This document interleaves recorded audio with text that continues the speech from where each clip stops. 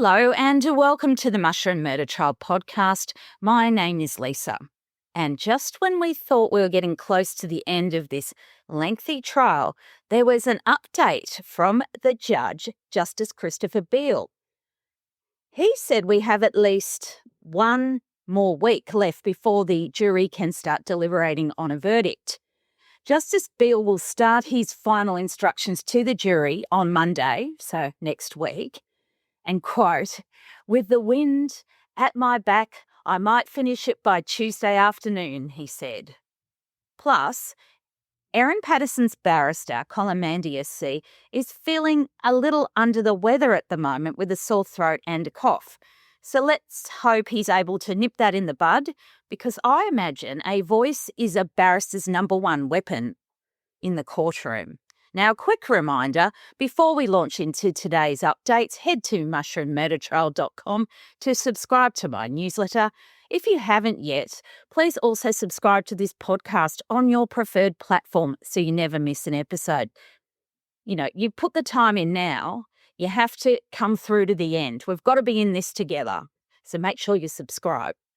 Now, Ms Patterson, age 50, is pleading not guilty to murdering 3 relatives and the attempted murder of a 4th by serving them a beef Wellington meal that contained death cap mushrooms.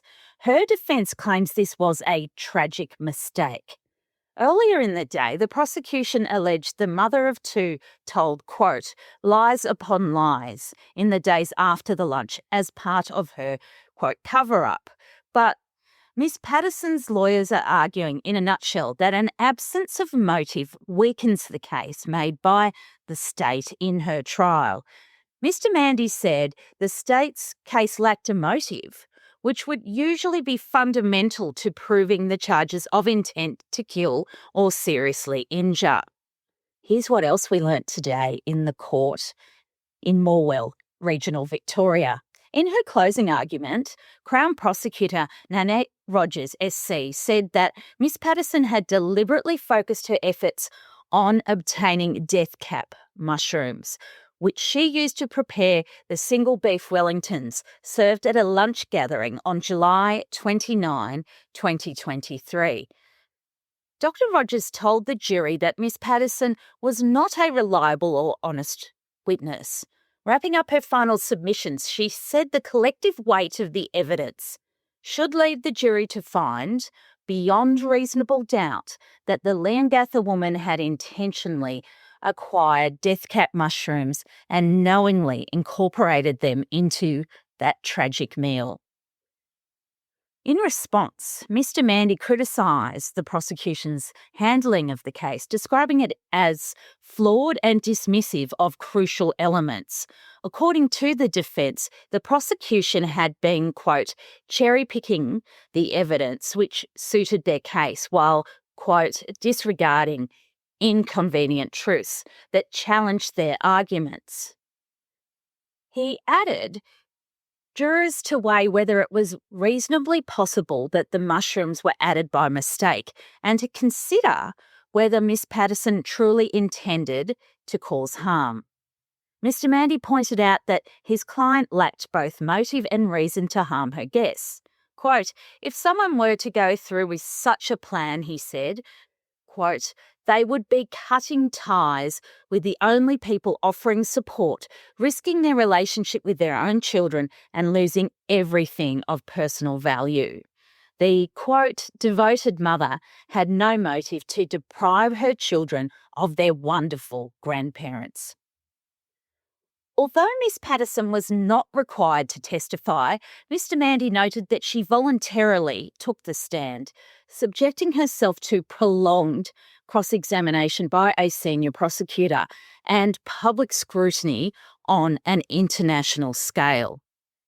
According to the ABC, Ms Patterson was wearing a pink shirt today and was nodding at times as her defence barrister made his closing address to the jury.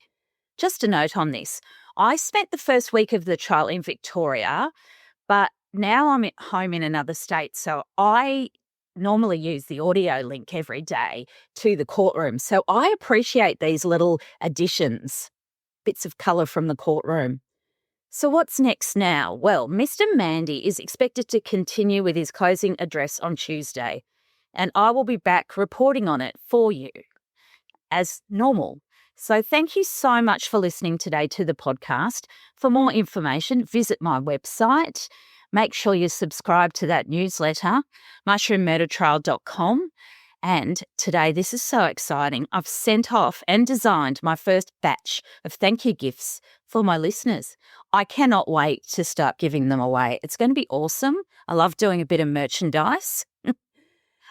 My social media accounts, they are in the show notes. And if you feel like rewarding me for the thousands of hours I've spent on this work, I have a Buy Me a Coffee membership, which allows you to pay $5, well, from $5 as a thank you, and I get a coffee. And that just helps prop up the podcast a little bit.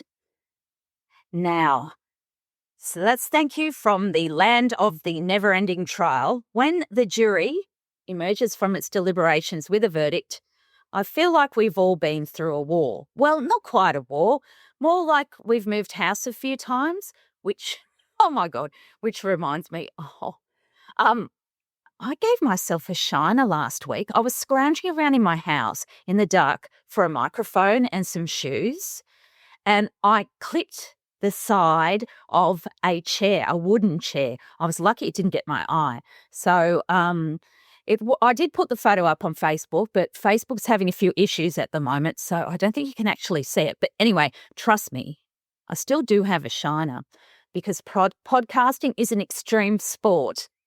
It's treacherous, believe me, or not. But thank you. Have a wonderful day, and I will speak to you very, very soon. Bye.